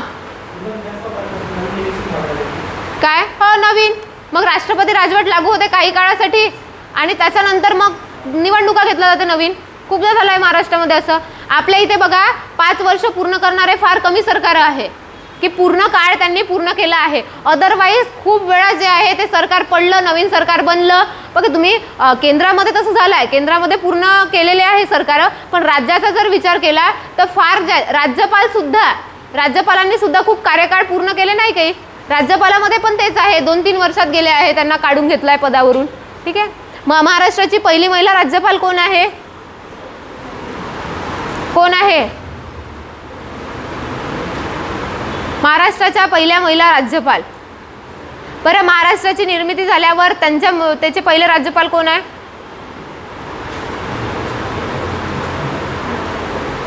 बरं महाराष्ट्राचे सर्वाधिक काळ राहिलेले राज्यपाल. बघा महाराष्ट्राच्या पहिल्या महिला राज्यपाल, तुम्ही जर मेन्सचा पेपर द्याल तुम्हाला सगळे राज्यपाल वगैरे लक्षात ठेवावे लागते क्रमानुसार, कोणते पहिले होते नंतर कोणते होते, तुम्हाला जे आहे त्याच्यावर प्रश्न विचारला जातो. पहिल्या महिला राज्यपाल महाराष्ट्राच्या, मी देशातच नाही म्हणत आहे, पहिल्या कोण आहे, विजयलक्ष्मी पंडित आहे ना, पंडित जवाहरलाल नेहरू यांच्या भगिनी विजयालक्ष्मी पंडित. माय प्रिझन डेज त्यांचं बुक आहे, 2019 मध्ये त्यांची चर्चेमध्ये होता, त्याच्यामुळे त्यांच्यावर प्रश्न पण पडला होता. ठीक आहे. आणि त्यानंतर सर्वाधिक काळ राहिलेले महाराष्ट्राचे राज्यपाल कोण आहे, PC अलेक्झांडर, 10+ इयर ते राज्यपाल राहिलेले आहे. आणि परत महाराष्ट्राचे सर्वाधिक काळ राहिलेले मुख्यमंत्री कोण आहे, यशवंतराव चव्हाण नका म्हणू म्हणजे झालं, ते 62 पर्यंतच आहे ना, पहिले मुख्यमंत्री होते महाराष्ट्राच्या निर्मितीनंतर, पण ते खूप काळ थोडी राहिले आहे. कोण आहे, कोणाचा जन्मदिवस आपण कृषी दिन म्हणून साजरा करतो 1 जुलै, वसंतराव नाईक, मग तेच आहे सर्वाधिक काळ राहिलेले, VP नाईक.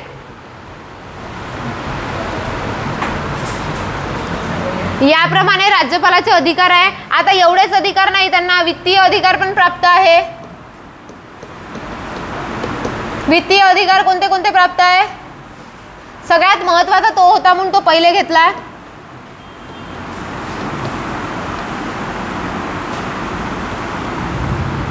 वित्तीय अधिकारामध्ये काय येईल, राज्य वित्त आयोग. कोणासाठी असतो राज्य वित्त आयोग, राज्य वित्त आयोग हा स्थानिक स्वराज्य संस्थांसाठी असतो. ठीक आहे. स्थानिक स्वराज्य संस्थांसाठी वित्तीय तरतूद करण्यासाठी असते. स्थानिक स्वराज्य संस्था याची तरतूद 73व्या आणि 74व्या घटनादुरुस्तीमध्ये केली आहे. तर या काय झालं,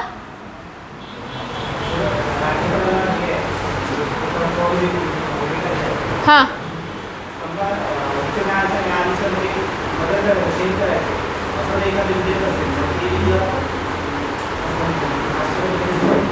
ते काय म्हणतात त्याला बंधनकारकरित्या राष्ट्रपतीकडे हे करावं लागते. समोर आपण जेव्हा विधेयक बनवू ना ते काही बाबत आहे बघा ज्याच्यानी काय होत आहे केंद्र राज्य संबंधामध्ये बदल होत आहे. एखाद्या बघा केंद्र राज्य संबंध किंवा आंतरराज्यीय व्यापारावर जरी बंधनं घातले जात असेल असं विधेयक जर काय केलं असेल राज्य सरकारने मांडलं असेल किंवा उच्च न्यायालयाच्या अधिकारामध्ये घट करणारं एखादी विधेयक मांडलं असेल तर असं विधेयक बंधनकारकरित्या राष्ट्रपतीसाठी राखून ठेवावं लागतं.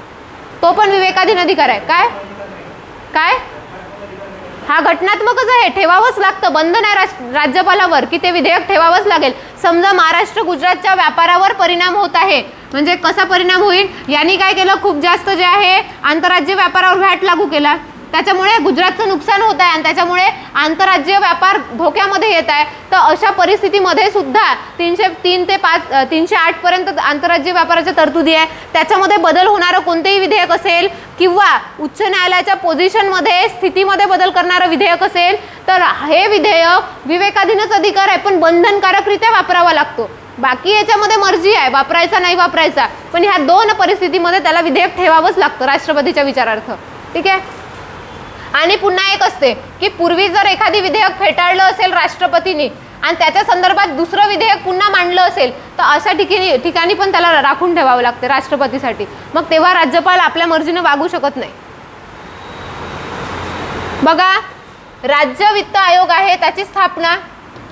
हा वित्त आयोग कशासाठी असतो तर राज्याच्या जे काही केंद्राकडून राज्याला जे आहे ते राष्ट्रीय वित्त आयोगानुसार काय मिळणार आहे कोणताही जे आहे ते हिस्सा मिळणार आहे आपल्या याचा तर त्या महसुलामधून स्थानिक स्वराज्य संस्थांसाठी तरतूद करण्यासाठी राज्य वित्त आयोग स्थापन करतो.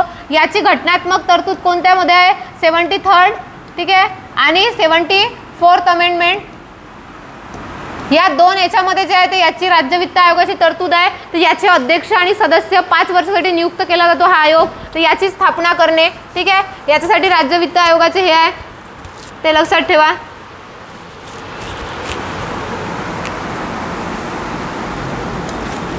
नंतर महत्त्वाचा क्षमादानाचा घेऊ आपण.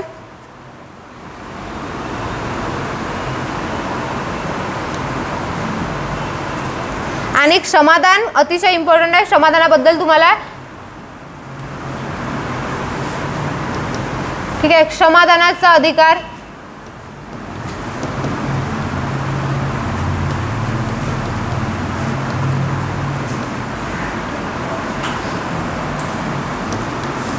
कोणत्या कलमानुसार आहे कोणत्या कलमानुसार आहे 161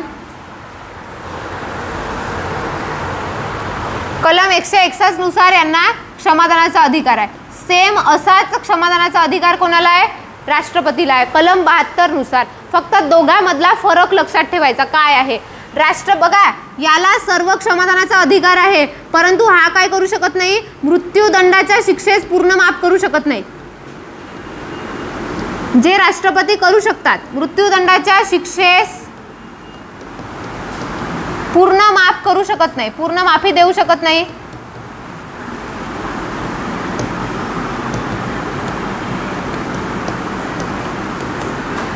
आणि दुसरी गोष्ट की यांना लष्करी न्यायालयाच्या शिक्षेविषयी अधिकार नाही.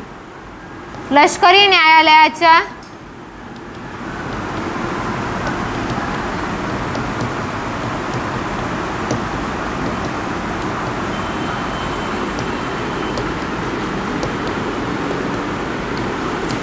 बघा दोघांचे अधिकार कंपेअर करायचे. 72 मध्ये राष्ट्रपतीचे अधिकार आहे 161 मध्ये राज्यपालाचे क्षमादान आहे. आपण 72 ऑलरेडी बघितलाय. त्याच्यामध्ये काय होतं की राष्ट्रपती लष्करी न्यायालयाची शिक्षा असो की साधारण कुठल्याही न्यायालयाची शिक्षा असो त्या शिक्षेबाबत त्यांना अधिकार होते. ठीक आहे म्हणजे ते शिक्षा माफ करू शकत होते शिक्षेस सूट देऊ शकत होते शिक्षेस स्थगिती आणू शकत होते किंवा पूर्ण माफ करू शकत होते किंवा कमी करू शकत होते.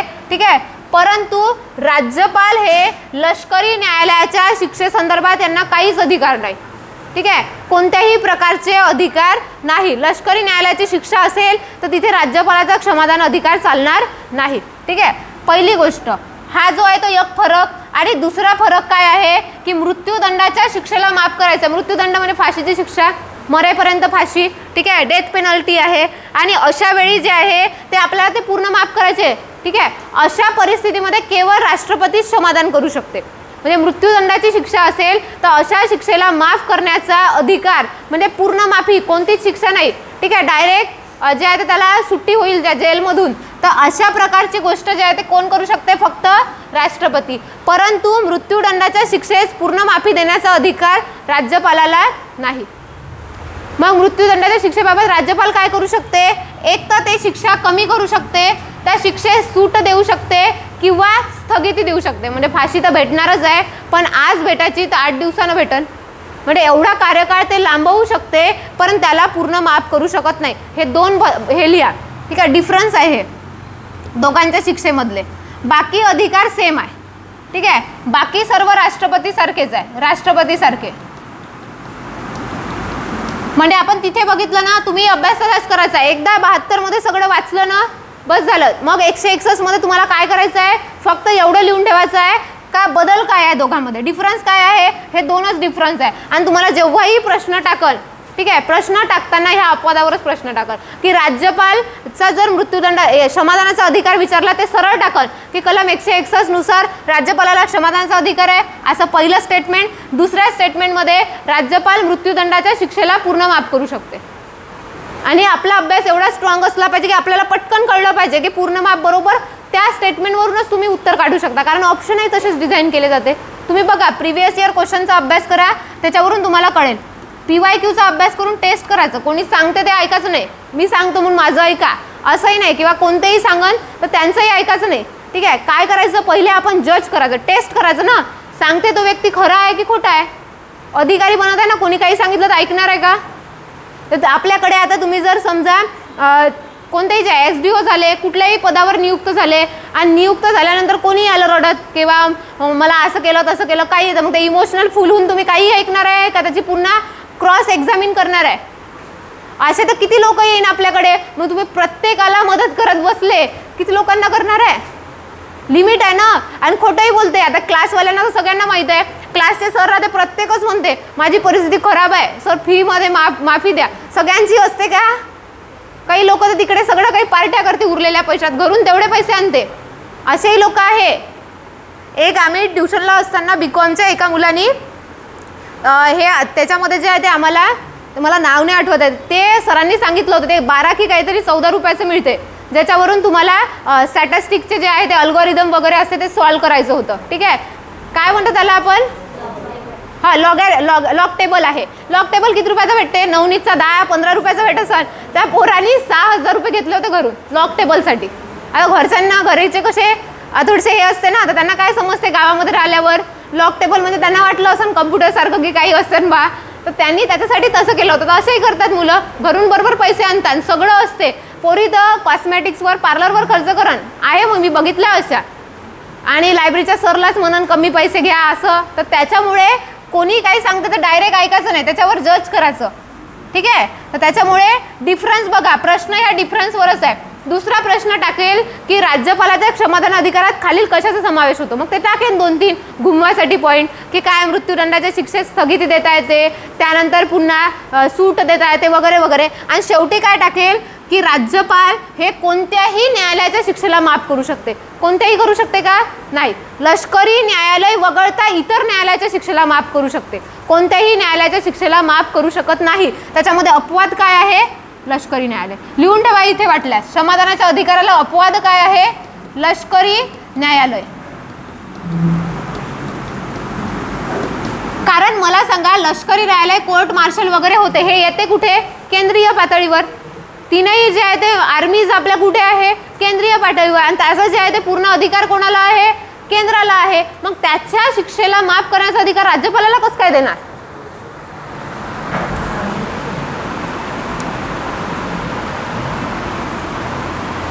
ठीक आहे, हे एवढं लिहून ठेवा.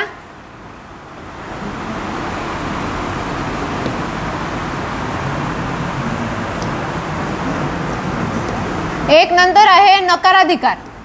कोणत्या कलमामध्ये आहे?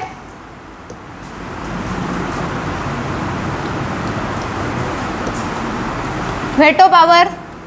कोणता आहे कलम?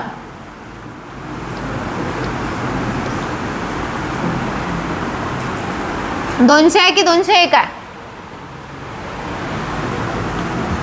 बघा राज्यपालाला, बघा राज्याच्या विधेयकाबाबत दोघांना अधिकार आहे, एक राज्याला कोणाला आहे, राज्यपालालाही आणि राष्ट्रपतीलाही आहे, ठीक आहे.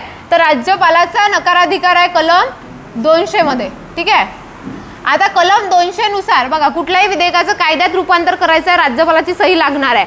मग ते रूपांतर करण्यासाठी त्यांच्याकडे ऑप्शन किती असतात, एक तर ते विधेयक काय देऊ शकते, संमती, काय काय कंडिशन होऊ शकते, विधेयकास संमती देऊ शकते, ठीक आहे. दुसरी गोष्ट संमती राखून ठेवू शकते,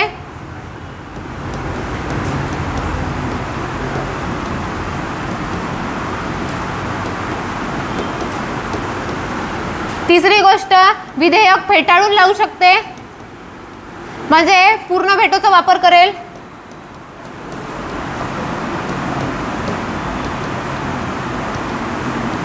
आणि चौथा एक बघा राष्ट्रपतीला एवढे 3च ऑप्शन आहे, राज्यपालाला एक चौथा ऑप्शन मिळतं का ते विधेयक काय करू शकते, राष्ट्रपतीच्या विचारार्थ राखून ठेवू शकते, ते विधेयक राष्ट्रपतीच्या विचारार्थ राखून ठेवू शकते.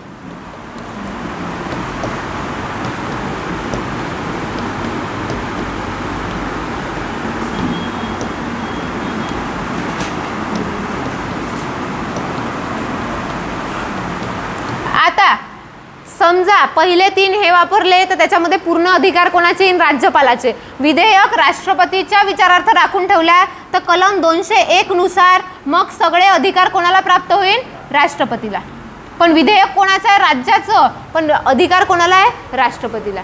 मग राष्ट्रपतीलाही पुन्हा ऑप्शन आहे, ते संमती देईल, संमती राखून ठेवन किंवा फेटाळून लावेल, कोणतं विधेयक वापरते, ठीक आहे. फेटाळून लावलं किंवा पुनर्विचारार्थ पाठवलं, विधिमंडळ पुन्हा त्याला पारित करेल, मग ते पारित केल्यावरही त्यांनी संमती द्यायची की नाही हे त्यांच्यावर डिपेंड करते, ठीक आहे. ते आपण विधिमंडळ चॅप्टरमध्ये बघूच. पण हे 4 ऑप्शन आहे आणि राज्य विधेयकाबाबत कलम जे आहे ते 201 लक्षात ठेवा, त्याच्यानुसार जे आहे ते राष्ट्रपतीस व्हेटो पॉवर प्राप्त आहे. एकदा का विधेयक राष्ट्रपतीच्या विचारार्थ राखून ठेवलं तिथं राज्यपालाचा रोल एंड झाला, मग राज्यपालाला कोणतेच अधिकार नाही, प्रत्येक वेळी ते अधिकार कोणाला राहील, मग त्या विधेयकाबाबत राष्ट्रपतीला. मग त्या विधेयकाचं अस्तित्व हे राष्ट्रपतीच्या हाती असेल, त्याला काय करायचं, ठीक आहे. हे 4 ऑप्शन आहे त्याच्याकडे.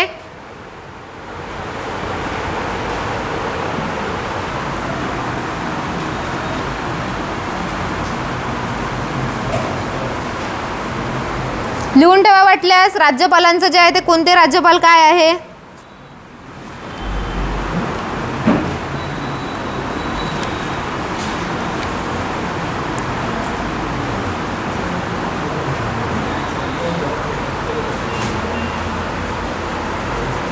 पण एक लिहून ठेवा की काही परिस्थिती आहे त्याच्यामध्ये त्यांना विधेयक राखून ठेवणे बंधनकारक असते, ठीक आहे. राष्ट्रपतीसाठी विधेयक राखून ठेवणे बंधनकारक कोणत्या परिस्थितीमध्ये आहे, ठीक आहे, ते लिहून ठेवू आपण. राखून ठेवणे बंधनकारक,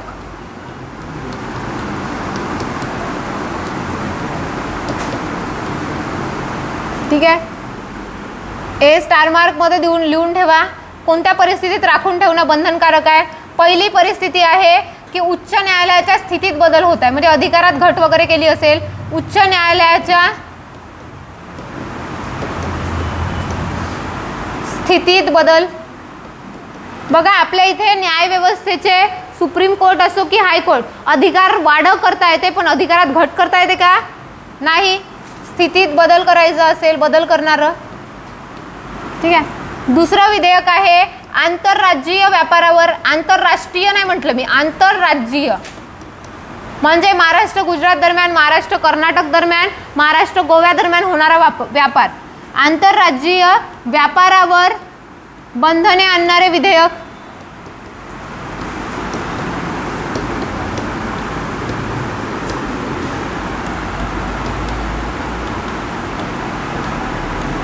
ठीक आहे. तिसरी बाब याच्यामध्ये येते DPSPच्या विरोधात असेल एखादी विधेयक,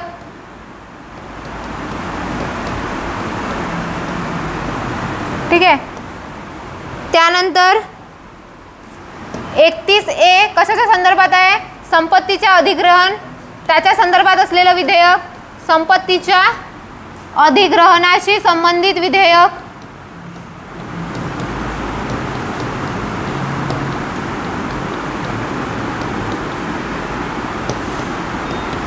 एवढ्या बाबीमध्ये त्याला जे आहे ते विधेयक राष्ट्रपतीसाठी राखून ठेवावंच लागतं. म्हणजे याच्या संदर्भात कम्प्लिटली 201चा वापर होतो. म्हणजे राष्ट्रपतीच या विधेयकाचं रूपांतर कशामध्ये करते, कायद्यामध्ये करते. ठीक आहे. कोणता आहे, उच्च न्यायालयाच्या स्थितीत बदल. आता उच्च न्यायालयाच्या जर अधिकारात घट करत असेल आणि असं एखादी विधेयक मांडलं की राज्य कायदा आहे अमुक अमुक प्रकारचा आणि त्या कायद्यामध्ये जे आहे ते उच्च न्यायालयाचे न्यायिक पुनर्विलोकनाचे अधिकार लागूच नाही, अशा प्रकारचं विधेयक असेल. किंवा आंतरराज्यीय व्यापार. आता 2 स्टेट दरम्यान व्यापार होते, आपण काही प्रत्येक गोष्ट आपल्याच राज्यात बनवतो का, इतर राज्याकडून आपण काय करतो, ती आणतो आपल्या राज्यातून त्या राज्यामध्ये पाठवतो. याप्रमाणे आता आंतरराज्यीय व्यापार जो आहे याच्यावर हे आंतरराष्ट्रीय व्यापारासारखा होतो का, नाही, आपल्याच घरची गोष्ट आहे ना, पूर्ण देशाचेच आपण एक भाग आहोत. त्याच्यामुळे या जर व्यापारावर बंधने घातली, ठीक आहे, तर असं करणारं विधेयक असेल. आता समजा खूप जास्त जे आहे ते कापसाचं उत्पादन गुजरातमध्ये होत आहे आणि आपल्या इथलं उत्पादन कमी झालं आहे आणि आपण काय म्हटलं की आपल्या इथल्या उत्पादनाला काय द्यायची आहे, संरक्षण द्यायचं आहे. त्याच्यामुळे गुजरातमधून येणारे जे हे आहे कापूस आहे किंवा त्याच्यापासून बनणारा कपडा आहे किंवा सूत आहे त्याच्यावर आपण काय लावलं, खूप जास्त व्हॅट लावला. त्याच्यामुळे मग त्या वस्तू महाग होईल. ठीक आहे. महाग झाल्यामुळे काय करणार नाही, मग आपल्या इथे जे आहे ते त्याला घेतल्या जाईल का, लोक घेईन का, नाही घेणार. म्हणजे आपोआपच 2 राज्यामधले व्यापार जे आहे त्याच्यावर काय घातले गेले आहे, बंधनं. ठीक आहे. त्याला ट्रेड जे आहे ते बॅरियर्स म्हणतो. ते जर आलेलं असेल तर असं विधेयक असेल तर मग राष्ट्रपतीच्या विचारार्थ राखून ठेवायचं आहे. किंवा DPSPच्या विरुद्ध असेल, DPSC म्हणजे राज्य धोरणाची मार्गदर्शक तत्वे, त्याच्या 38 ते 51 मधल्या ज्या तरतुदी आहे त्याच्या विरोधामध्ये एखादी विधेयक असेल. ठीक आहे. त्यानंतर 31A संपत्तीचं अधिग्रहण आहे. ठीक आहे. त्या अधिग्रहणाशी संबंधित असेल एखादी विधेयक तर ते विधेयक सुद्धा कोणाच्या, राष्ट्रपतीच्या विचारार्थ राखून ठेवायचं आहे. ठीक आहे. तर एवढ्या बाबी लक्षात ठेवा. नंतर आपण फक्त बघू की राष्ट्रपती आणि राज्यपाल यांच्या अधिकारात काय 2च बदल आहे, राष्ट्रपती आणि राज्यपाल.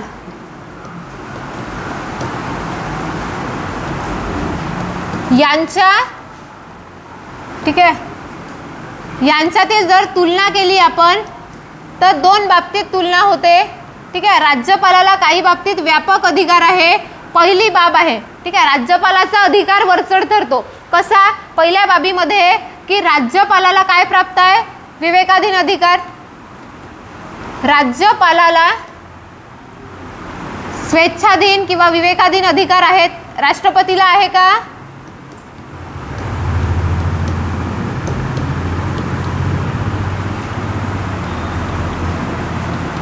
ठीक आहे. आणि दुसरी गोष्ट आहे की 42व्या घटना दुरुस्तीने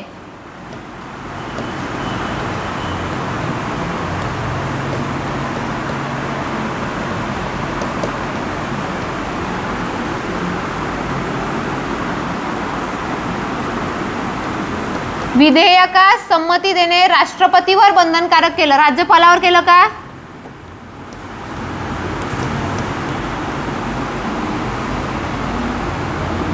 संमती देणे राष्ट्रपतीवर बंधनकारक आहे केले, राज्यपालावर नाही.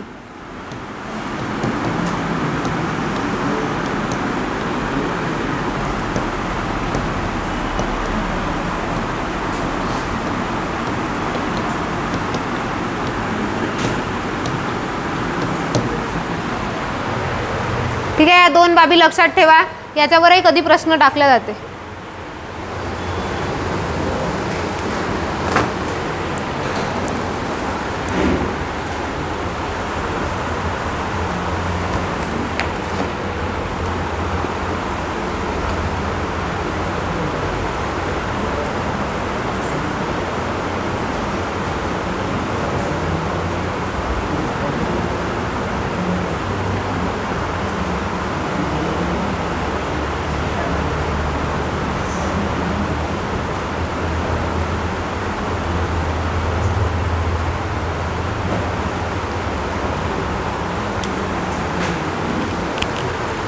ठीक आहे. झालं का हे लिहून, झालं. याच्यानंतर मुख्यमंत्री,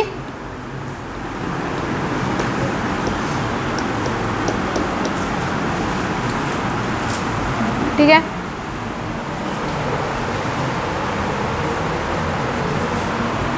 बघा जेवढे प्रश्न कंबाईनच्या एक्झाममध्ये संसद किंवा PM मंत्रिमंडळावर येत नाही तेवढे जास्त प्रश्न राज्य विधिमंडळावर येतं. राज्य विधिमंडळ आणि राज्य कार्यकारी मंडळ. तुम्हाला कॅग नाही, ते तुम्हाला महान्यायवादी विचारत नाही, तुम्हाला महाधिवक्ता विचारते. सेम तरतुदी आहे पण आर्टिकल्स इकडचे विचारले जाते. तसंच तुम्हाला पंतप्रधानावर प्रश्न विचारण्यापेक्षा जास्त प्रश्न कशावर पडते? राज्य विधिमंडळावर. राज्य स्तरीय यंत्रणेवर जास्त प्रश्न असतात संसदेपेक्षा. ठीक आहे. मुख्यमंत्री याच्यामध्ये पदाची तरतूद कोणत्या कलमात आहे? 163. 163 मध्ये काय? स्वेच्छाधीन अधिकार वगळता सहाय्य आणि सल्ला देण्यासाठी मुख्यमंत्र्याच्या नेतृत्वात मंत्रिमंडळाची तरतूद आहे. पदाची तरतूद. ठीक आहे.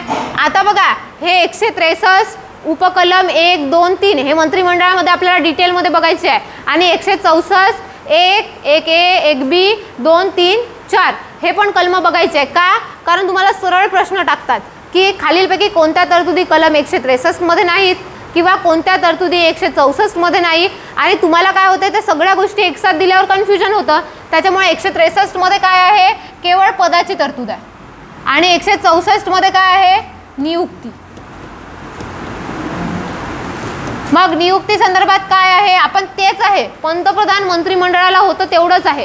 ठीक आहे. बाकी दुसरं काहीच नाही. आता नियुक्तीबाबत काय आहे? नियुक्ती कोण करेल? राज्यपाल. CM ची नियुक्ती करेल.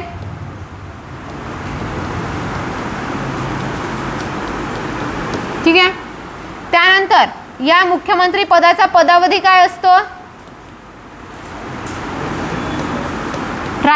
राज्यपालाची मर्जी. आता राज्यपालाची मर्जी म्हणजे काय? की राज्यपाल कधीही पदावरून काढेल का? नाही. विधानसभेचा विश्वास धारण करेपर्यंत राज्यपाल काढू शकत नाही. म्हणजे विधानसभेचा विश्वास गमावला की आपोआप जे आहे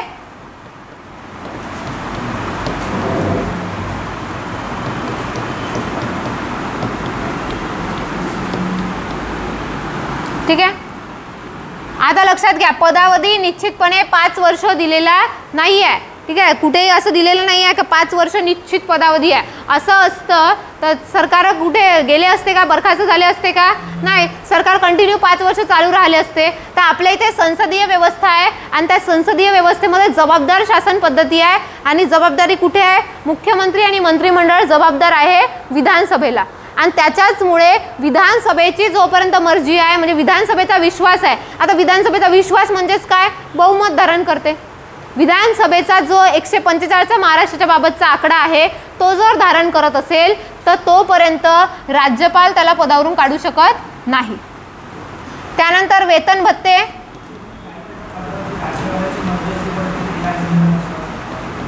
नाही बघा राज्यपालाची मर्जीच येते तिथे. शब्द प्रॉपर घटनेमध्ये राज्यपालाची मर्जी आहे. पण राज्यपालाची मर्जी म्हणजे कोणती मर्जी? आपली स्वतःची मर्जी नाही. तर ते खाली लिहून दिलं आहे. विधानसभेचा विश्वास गमावल्यास राज्यपाल आपोआप पदावरून काढते. राज्यपाल तोपर्यंत काढू शकत नाही ना. आणि राज्यपालांनी जर असं काढलं अधातल्या मधात तर का सुप्रीम कोर्टामध्ये जात नाही का? सुप्रीम कोर्टामध्ये जाऊन राज्यपालाच्या अधिकारावर हे केलं जाते. ठीक आहे. 2 खटले झाले आहे. DC वधवा खटला आहे. ठीक आहे.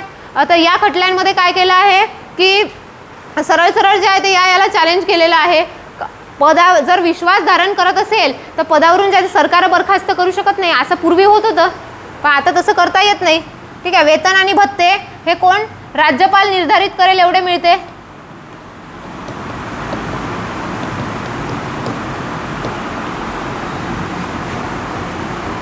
ठीक आहे. मुख्यमंत्र्यांच्या बाबत फक्त एक हे महत्त्वाचं आहे की मुख्यमंत्र्यांच्या बाबत असलेलं एक कलम अतिशय इम्पॉर्टंट आहे 167. मला सांगा बरं पंतप्रधानाचे राष्ट्रपतीच्या संदर्भात असलेले कर्तव्य कोणत्या कलमामध्ये अंतर्भूत होते? किती होतं? बघा 74, 75 मध्ये पंतप्रधान आणि मंत्रिमंडळ याची तरतूद आहे. परंतु पंतप्रधानांचे राष्ट्रपतीच्या संदर्भात असलेले कायदेशीर कर्तव्य तुम्हाला लिहून दिले होते आणि ते कलम पण सांगितलेलं होतं. तर ते कोणतं कलम होतं? कोणतं होतं? 78. ठीक आहे. सेम तसंच बघा 163 आणि 164, ठीक आहे, या दोन याच्यामध्ये सीएमची तरतूद आणि नियुक्ती आहे. परंतु 167 मध्ये, ठीक आहे, 167 मध्ये काय दिलेलं आहे बघा ना, सिंपल आहे. 75 + 3 करा, 78 मध्ये कर्तव्य आहे. इथे पण तसंच करा, 164 + 3 करा. 167 मध्ये मुख्यमंत्र्याचे कर्तव्य आहे. वारंवार प्रश्न पडला या कलमावर की खालीलपैकी कोणत्या कलमाद्वारे मुख्यमंत्र्याचे राज्यपालासंदर्भात असलेले कर्तव्य नमूद आहे. कलम लक्षात ठेवणं सोपी आहे, तुम्ही फक्त थोडंसं लॉजिक लावून लक्षात ठेवा. पाठ करून ठेवलं तर लक्षात राहत नाही, ठीक आहे. मुख्यमंत्र्यांचे राज्यपालांसंदर्भात असलेले कायदेशीर कर्तव्य.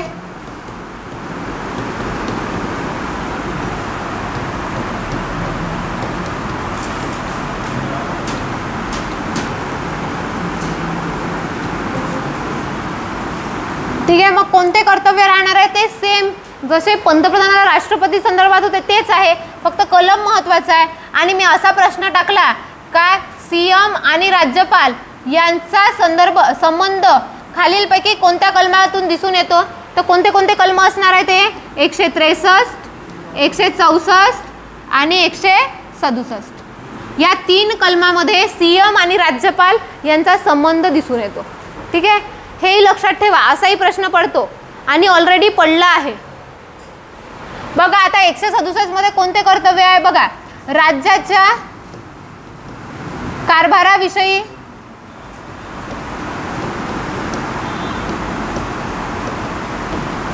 ठीक आहे, राज्यपाल मागेल ती माहिती देणे. कारण मुख्यमंत्री काय आहे, हा सीएम जो आहे दुवा आहे कोणाकोणामधला, राज्यपाल आणि मंत्रिमंडळ. आता जर मंत्रिमंडळाबाबत कुठलंही राज्यपालाला हे करायचं असेल तर कोणाच्या माध्यमातून ते संबंध ठेवणार आहे, सीएमच्या. मधात कोण आहे, सीएम आहे. राज्यपाल आणि मंत्रिमंडळ यांच्यातला दुवा किंवा एक कनेक्टिंग पूल म्हणून कोण काम करते, सीएम. आता एवढे मोठे मंत्रिमंडळ असते का, एवढ्या मंत्र्यांना स्पेशली भेटायला जाणार आहे का राज्यपाल किंवा बोलणार आहे का. जर मंत्रिमंडळाबाबत कुठल्याही बाबींचं जर डिस्कशन करायचं असेल तर यांचा प्रमुख किंवा यांचा नेता कोण आहे, सीएम. मंत्रिमंडळाचा नेता कोण असते, प्रमुख कोण असते, मुख्यमंत्री. त्याच्यामुळे राज्यपाल कोणासोबत कनेक्शन ठेवा, या सीएम सोबत. हा काय करतो, दुवा म्हणून कार्य करतो ना दोघांमध्ये. दुवा म्हणजे काय असते ना, मधातला 2 जणांमध्ये मध्यस्थी करणारा, तसंच. बघा राज्याच्या कारभाराविषयी राज्यपाल मागेल ती माहिती पुरवणे.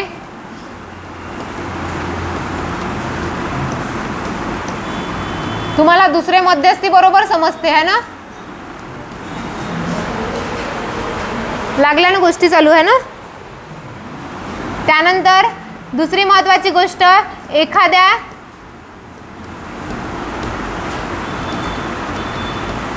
मंत्र्याने एकट्याने केलेल्या कृतीबाबत राज्यपाल निर्णय घेतात. एकट्याने केलेल्या कृतीबाबत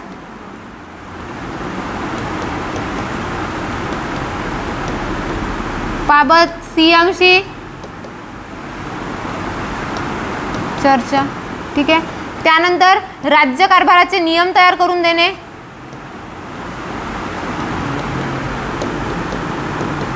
ठीक आहे, पुन्हा राज्य कारभारासंदर्भात सर्व माहिती पुरवणे.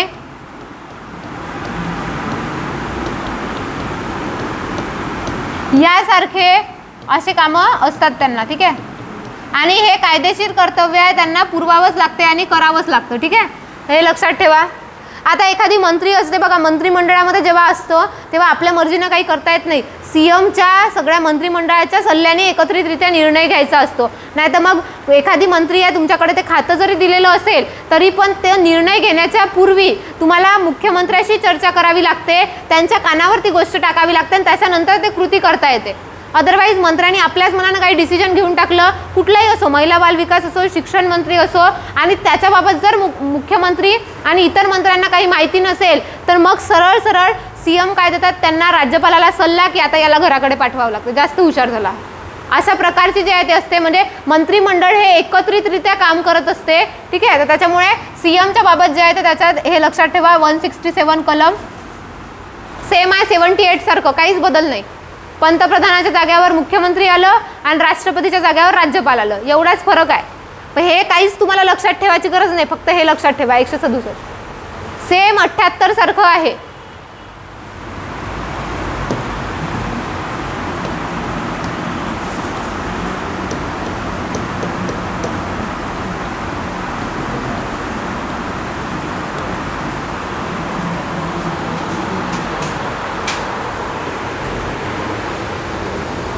किती वाजले आता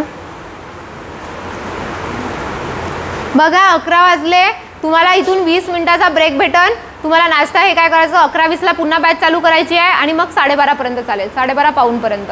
तेव्हा आपण मंत्रिमंडळ आणि त्याच्यानंतर महाधिवक्ता हे जे आहे ते कव्हर करून टाकू. ठीक आहे, काय झालं? सरची नाही मग तुम्हाला गायब व्हायचं आहे का? नाही, असं आहे का?